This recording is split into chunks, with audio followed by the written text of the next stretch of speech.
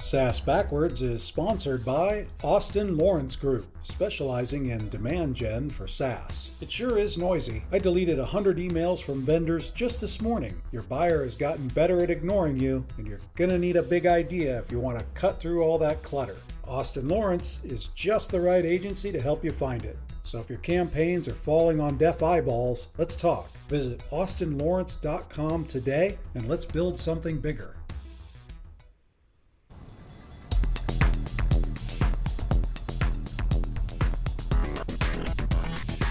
Welcome to the SaaS Backwards podcast, where we reverse engineer the success of fast-growing SaaS firms and explore strategies CMOs and CEOs are using to drive their businesses forward.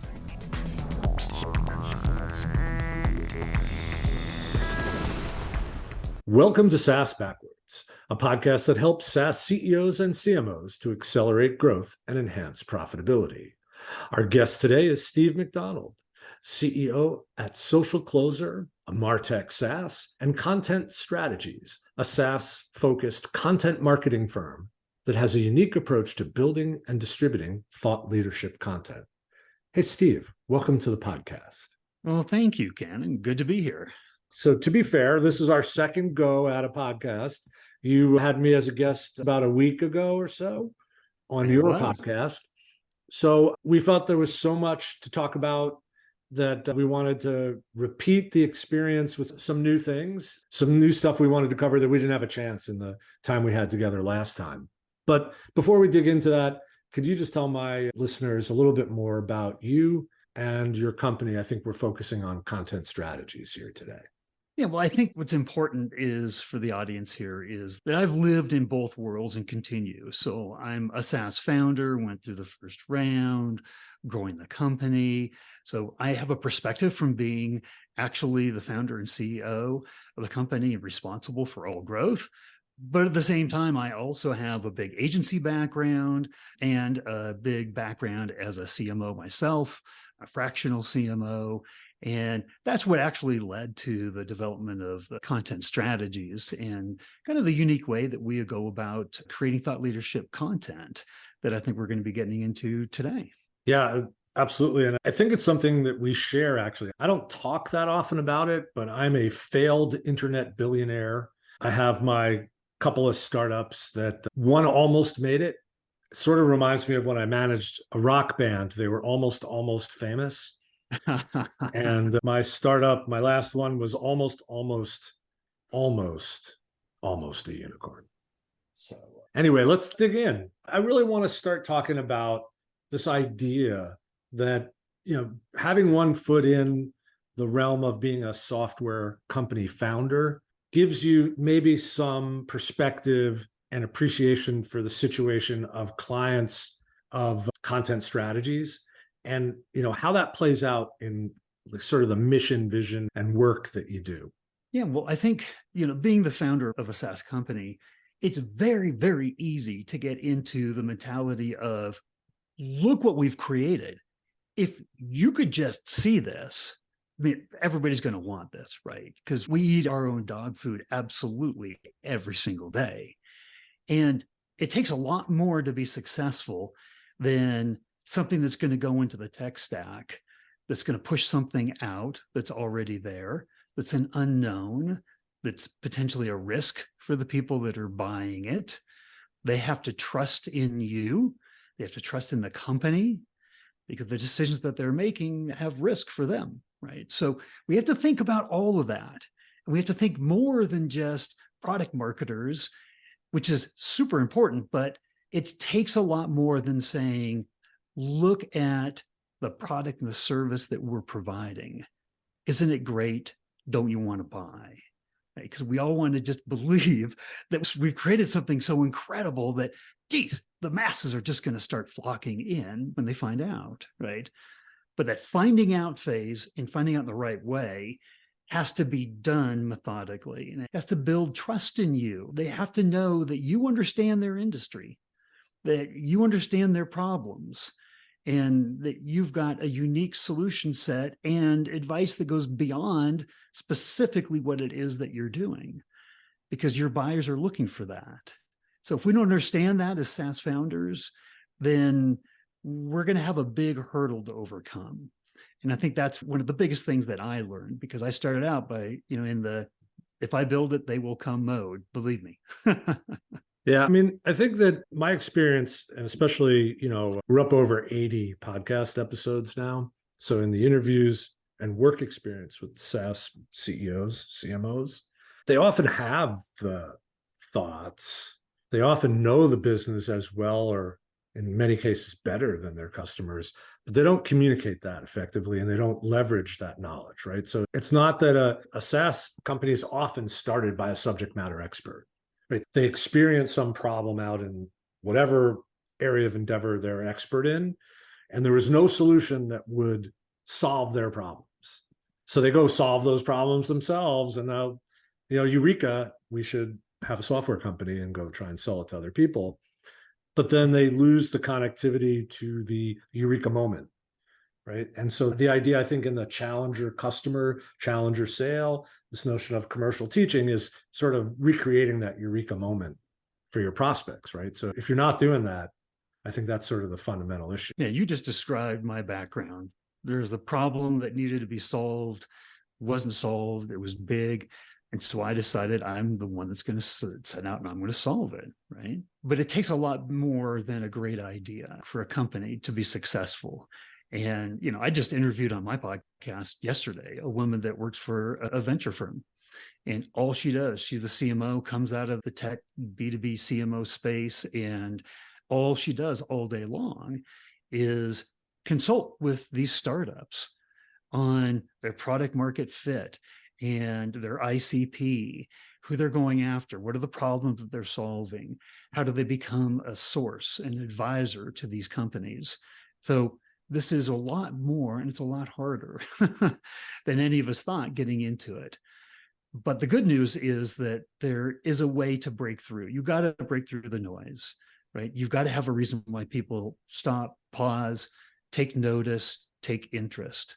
And that's where most SaaS founders, I think, fail, is you call it that eureka moment, but how am I going to garner the interest of my ICP? How am I just going to get their attention? How am I going to start that conversation with them? Right? It's not going to be talking about me and my company, right? When they don't know who I am. It's going to be how I help them and how I do that uniquely. And that's going to get their interest. And then I'm going to be able to nurture. There was another gentleman, he's a 4-time CMO, tech SaaS companies, and he brought in a sales training company. And the company trains the sellers on, there's 4 to 5 touch points that you're going to have with these buyers before you ever talk about what it is that you do in your company, because you're building trust, you're building confidence. That's what those buyers want. They want somebody who is a trusted expert and advisor to them. They don't want to be sold. Right? So these are the things that we've just got to think about.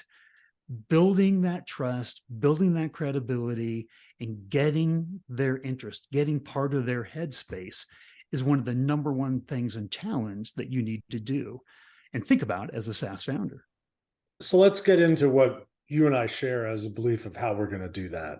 Let's talk about thought leadership. Why is it important and what do we really mean by it? Because like many things in sales and marketing, there's a lot of definitions running out there, but I think you and I share a vision for what thought leadership really is. So let me let you loose on that. Well, here's, I think, the easiest way to think about it. And I ripped this off from Forbes, an article I read. So I'd like to take credit for it, but it says content marketing solves problems. Thought leadership sparks conversations. And no matter what we do, you could look at your entire marketing tech stack.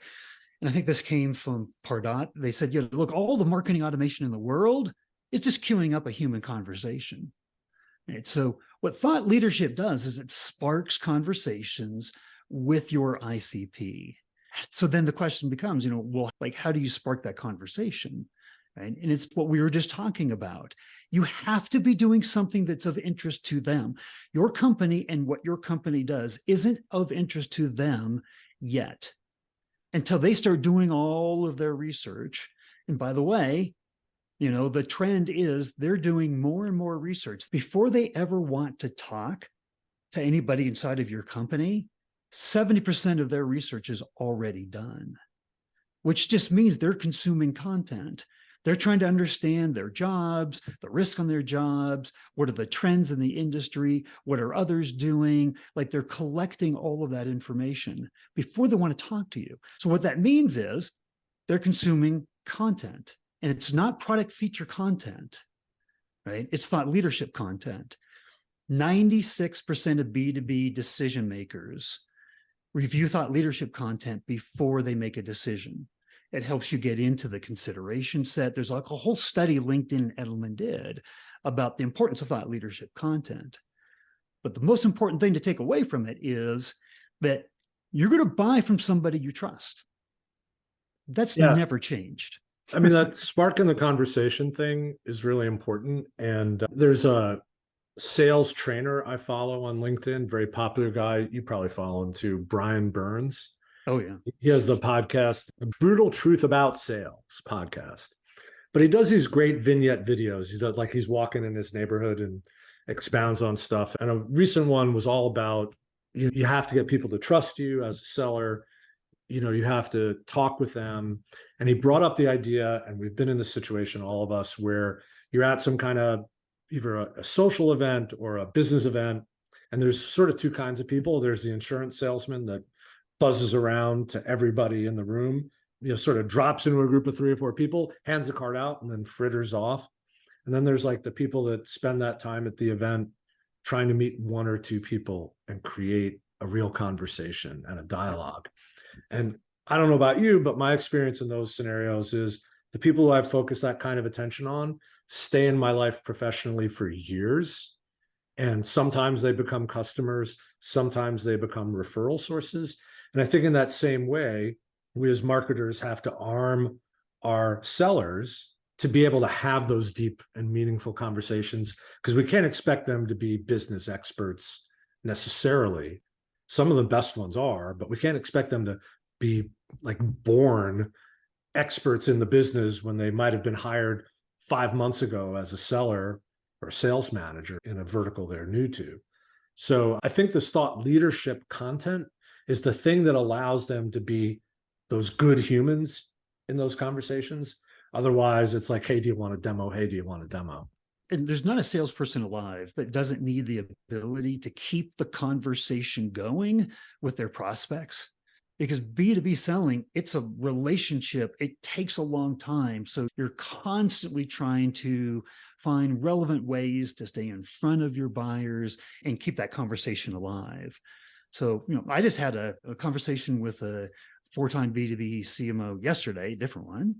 And she talked all about the quality of the content they're creating, how they're activating it for their sales team so that they can easily share and keep the conversations going. And it's all about high value content. And it's nothing to do with their company. It's all about what's important in the overall industry and the ecosystem and what's happening in the world of their buyers. That's what's going to keep that conversation going. And if you think about it, it's always about content, right? All demand generation relies on content. As marketers, that's what we do, right? There is no demand generation without content. So if we're trying to get earlier into the buyer's purchase process and not be they're 70% of the way done and already have their consideration set figured out, right? We have to be in front of them earlier. And we have to talk to that 97% of the marketers so that doesn't know us or know us well, because we never know when they're going to be in the market. Well, how we get earlier and how we educate them on who we are as experts in their industry is through high value content. Right. So we have to earn that position, right? We have to earn it. It's and so the number one thing that we need to do. But guess what? It's the hardest thing. Here it is. It's the perceived hardest thing to do. When people talk about thought leadership, everybody nods their head. It's important, absolutely. But because they don't feel like they have the subject matter experts internally, or the well just runs dry, Like, how do I just internally within my company, I can talk about my products and services all day long, but how do I talk about the industry and what's going on an ongoing basis, evergreen, that need never stops? So the hurdle to create ongoing high value thought leadership content that, deep penetration into the pipeline, activate sales conversations, all of that, it doesn't get done because it's too hard to do, or the perception is that it's too hard to do. Yeah, and I think we should circle back to something you and I talked about before on your podcast, which was the trust radius report. And one of the things they say is that, vendor supplied content is not as consequential. And I think what they're really talking about there is the product oriented content, not the industry oriented content. And it's embedded in that report. And so I think everybody should read the trust radius research, but I don't think it quite applies to the thought leadership content that we're discussing here. And before we dig into your unique way of approaching that evergreen content, I think I want to try and pin a definition of thought leadership for people. So I'm going to let you take a run at defining what you mean by thought leadership so that people can understand what it is you want them to be able to build. I mean, it's very simple. It's content that's important enough that's going to make me as a buyer stop and think, because I don't have a lack of things to do in my day as a buyer. I don't have a lack of content that I can take in. In fact, every single B2B marketer, SaaS marketer these days, we all know we have content teams or we outsource content. We all are producers of content, right? That's nothing new. The proliferation of content that is out there and available and the noise that we have to break through is tremendous. In fact, Forbes in a recent article talked about how most B2B content isn't very good at all because it's more done to please executives in the organization than it is to actually engage a buyer. So thought leadership is just high quality content, and it's not content that is about your products or your services. It's about content that's going to help your buyers. That's just a very simple way to think about it. And I think that is how I would define it as well. It's content that's going to help me think about my business in a new way, solutions to problems I'm aware of, or you're surfacing a problem or a potential problem that I'm not aware of, right? So you make it important to me because it's that good. I mean, so, your business, my business, one of our most important ICPs is the chief marketing officer, right? So we created a series on why do B2B SaaS CMOs fail so quickly? Because they do. They have the shortest tenure in the C-suite. They have half the tenure of a CEO. And so when you start answering that question for CMOs, you're going to get their interest, right? You're going to engage with them. You're going to help them understand what are the things that it takes to be successful as a CMO. And maybe if I listen to other CMOs, right, that have been brought together to answer that question, that's something unique, right? That's the example, right? That has nothing to do with what I physically do day to day in my business, right? But it's going to engage a very, very high level discerning audience. And it did. We had like 17% click-through rates in our email campaign. I mean, when you do content at a high enough level, an important enough level, you get that interest. But yeah, that's the perception. I have to agree with you. I think we have to get into the meat of your process. And we're birds of a feather here. Anybody who's listened this far has already figured that part out. We're either birds of a feather or we're kind of farmers in adjacent fields. But I think we should talk about, your unique approach to how you create evergreen content on the back of podcasting for your clients. So let's break that down a little bit. Sure. So the problem to solve is, how do I create that high level, high value thought leadership content on a regular basis? How do I do that? Where do I have the expertise? Do I have the point of view on a constant basis with new content? So it seems like an insurmountable, mountain to climb, right? And so that's why it doesn't get done. But here's the thing. Throughout your entire industry that you're operating in, There are tons of luminaries and thought leaders, and you have clients that have really fantastic point of views that align birds of feather with you. You have prospects that you're trying to do business with that have incredible point of views on exactly the industry and the people that you're reaching out to. You have a never-ending supply of thought leadership content that you can tap into through interviews. And podcasts are so incredibly important. It made Gartner's top 5 of what, CMOs should be doing. It's tied for the #1 source that B2B buyers use to do their research.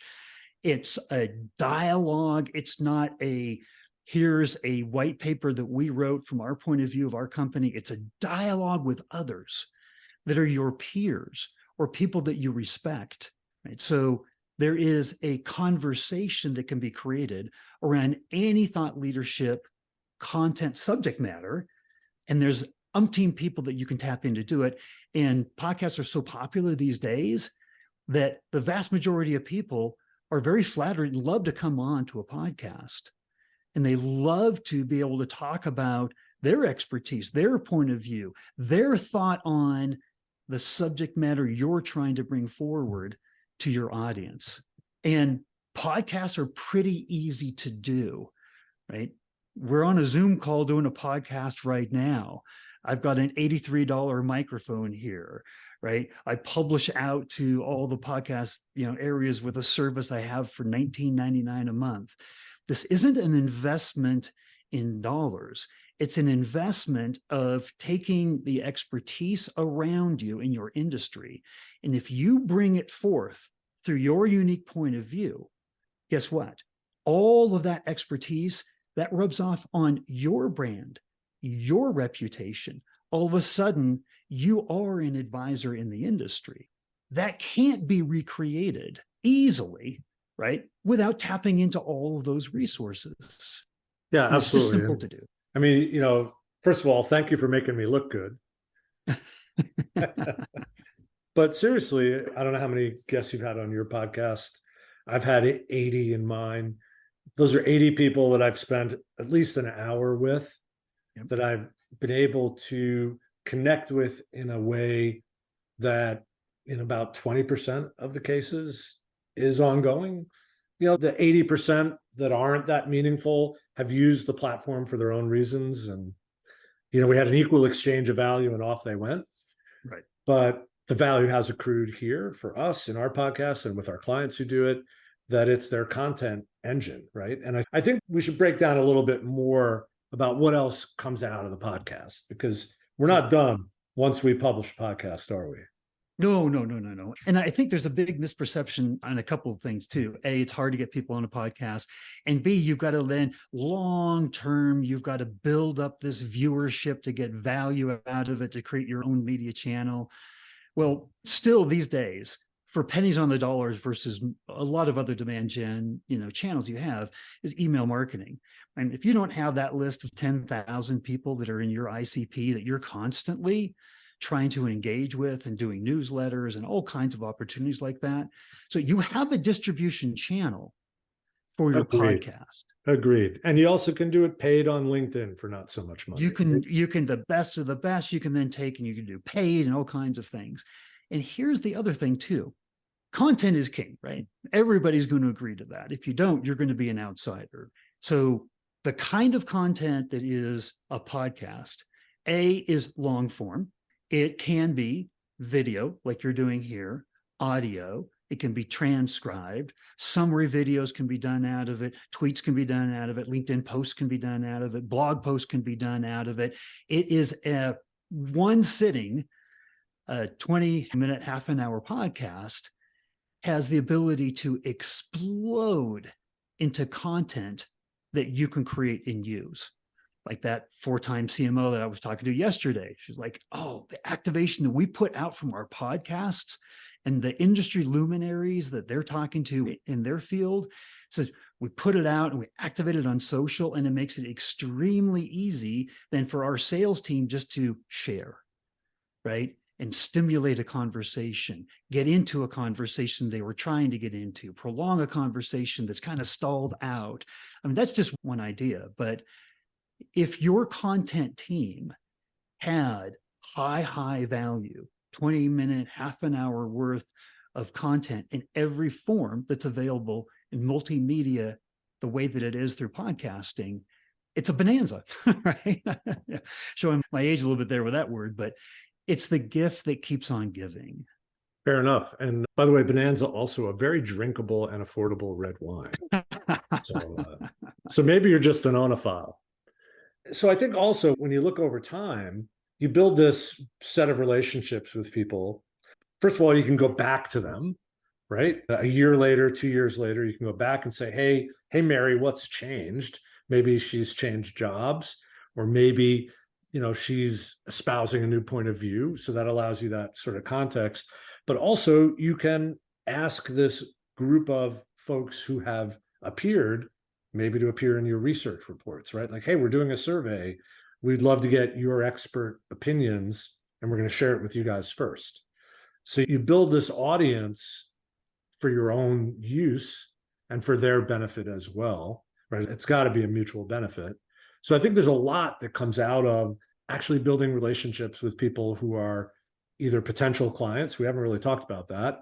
They could be current clients that we have discussed, but potential clients too. And that's another way to activate your sales team to see marketing as a partner and say, hey, why don't you take a look at the top 50 people you'd really love to have a meeting with? Let's put them on the podcast.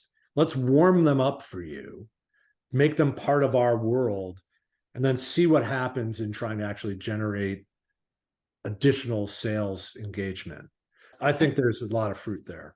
That the whole prospecting idea of a podcast cannot be underscored enough, right? Because what ends up happening is when you get on a podcast, typically you're going to do a prep call, right?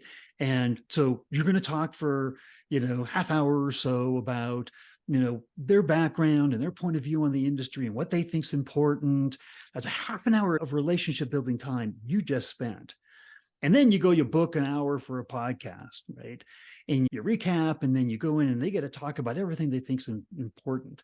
By the time you've gotten through that hour and a half of direct conversation that's gone extremely well because they've got to talk about everything that they think's important, you're their new best friend. And you've given them a voice and a platform. You've actually done something for them that they couldn't do on their own.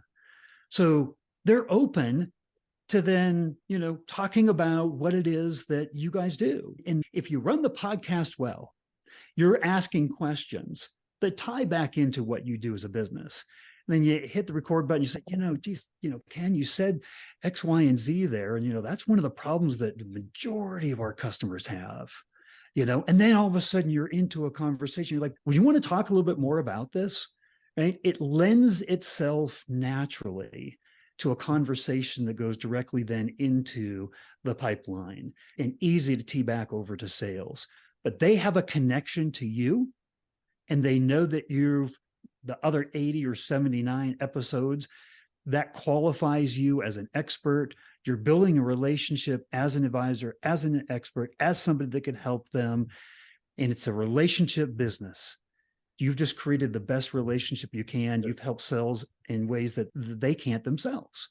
Yeah. Right? And the best guests often ask, hey, how can you help me? Yes. I mean, the best guest, that's a pretty common occurrence, like maybe 15% of the time. And you can also embed a sales play in your prep call or at the end of your podcast recording. And it doesn't have to be very overt. It could just be, hey, Mary, I had an idea after, everything I've learned about you. Would it be okay if I shared a couple of my thoughts? That's a very mellow sales play. And, the majority of the people say, well, why not? We spend a lot of time learning about each other. What do you have in mind? So there's so many things that come out of this. I just think that it's poorly appreciated, underappreciated, and still growing opportunity. And I want to go back to one of the points you made about we don't need like tens of thousands of people downloading our podcast. Right. Right. We need to publish and promote so that we get associated with the thought leadership. We also have the opportunity to leverage our guests' own networks. So if we do a good job with the agenda, they're going to want to share this resulting content. So they're providing you value even if they never buy from you. Absolutely. You always do a post. You always tag them. They always repost it. You always get, engagements from their network. And the other thing too is I gave that example of a theme, right? And you always want to have a podcast that's not just here's another one off. You have an overall theme for the podcast, and then you have content themes within that. So like the example of why do B2B SaaS CMOs fail so quickly, right? When you get done with, say, 5 of those, you've had 5 leading CMO experts in the industry. And we had like CMOs that were former, Forrester analysts and went in and constantly were, consulting on the go-to-market strategy with CMO, CRO teams. And you get those kinds of people on there, right? And you can. Then all of a sudden, guess what? That bank of 5 podcasts is a fantastic ebook. Right? It is a fantastic living ebook where the points that you're making, here's the top 5 takeaways from the top 10, B2B SaaS CMOs, right? And so you're putting this ebook together and you're also linking out to 3-minute, 4-minute summary videos, right, of this. And here's what this is doing is no matter what, when you're a company selling a product or service, there's always going to be the perception, but the point of view is coming from somebody who is ultimately selling me a product or service.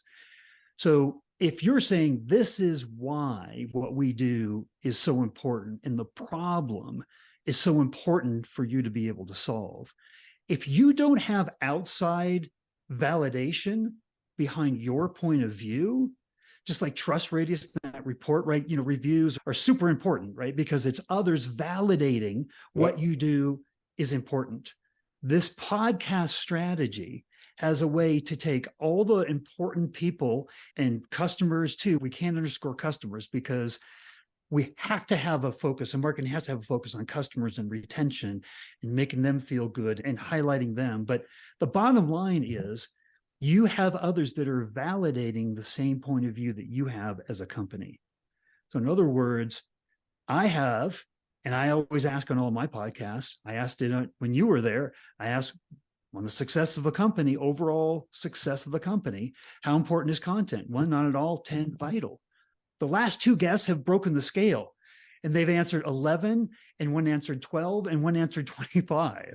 That's outside validation that what we're doing as a company is really important. And it's not just us saying it, right? So this podcast strategy is taking in all the important people around the industry and validating what you're doing, what you're offering, and why it's important through the lens of an expert and the expertise from throughout the industry. Hey, I want to circle back to one thing because you gave it a very quick mention, but I think it's a resource people should go find. It's the LinkedIn Edelman Thought Leadership Research Series. Yes. I think between that and the trust radius reports on the buyer-vendor disconnect, our marketing prospects and clients have a lot of ammunition to go to CFOs and CEOs and say, this is why we have to invest in thought leadership, not just because Steven can say so. That'll help. And I want to ask you my favorite question, which is that last question, because I want to land this ship because we could keep going all day. Oh, yeah. Looking back over the last couple of years, is there a decision you made in the last 2-3 years that you'd love to get another swing at? Absolutely. It's how I launched and founded my own SaaS company, because I very, very much had the perspective of, wow, if I build it, they will come, right? And just getting on the radar of my ICP for that company was significantly more difficult than I anticipated. And I'm a trained marketer. I've been doing this for a long, long time. But I got that rosy, optimistic perspective of the word of mouth, the referral, the once they start, and then they're going to tell their friends about it and their friends. And it's like, this thing's just going to take off like wildfire, right? And I just dismissed everything that I really know about marketing. So if that's the decision. I would go back and I would just say, I would tell me of that time that you've got to do the right work, right? And in that business, digital agencies were my ICP. And I didn't do anything to establish myself, even though I'd been the director of client service at a top 10 digital agency, right? I didn't do enough to establish myself or the company as experts in the industry and help digital marketers in what they're doing, and the lack of third-party cookies that are coming in and how that affects them, and the retargeting audiences and all kinds of things that are important in that industry. Didn't talk about that. I would do that differently again. Well, hey, that's a great place to land it. So if you were to do it differently again, you would take your own medicine and do some great thought leadership marketing and establish the firm early in its life as an expert. Because I know I could spark conversations with the right people. And I know once the conversation started, there's always a great way to transition into how we help solve that problem. So, Steve, if people want to start a conversation with you, how can they reach you? LinkedIn is a great place to reach out. So if you wanted us to share a link there, or you can get me at steve@contentstrategies.io. That's an easy place, and email as well. Awesome. And on LinkedIn, I'm LinkedIn/in/Ken Lempit. And if you haven't subscribed to our podcast yet, you can do so pretty much wherever podcasts are distributed. And Steve, what's the name of your podcast? It's the B2B Marketing Perspectives podcast. Great. And I really suggest people subscribe there as well. It's a great podcast, but give all your business to me and all your listenership to Steve. Hey, I think there's plenty of opportunity for both of us. I'm really grateful for this time. Thanks so much for appearing on the podcast, and look forward to speaking with you again soon. Well, Ken, thank you. Thank you very much. And I look forward we have a relationship that we've established, and I look forward to working with you for a long time to come. Likewise. Take care. Thanks for listening to the SaaS Backwards Podcast, brought to you by Austin Lawrence Group. We're a growth marketing agency that helps SaaS firms reduce churn, accelerate sales, and generate demand. Learn more about us at www.austinlawrence.com. You can email Ken Lempit at kl@austinlawrence.com about any SaaS marketing or customer retention subject. We hope you'll subscribe, and thanks again for listening.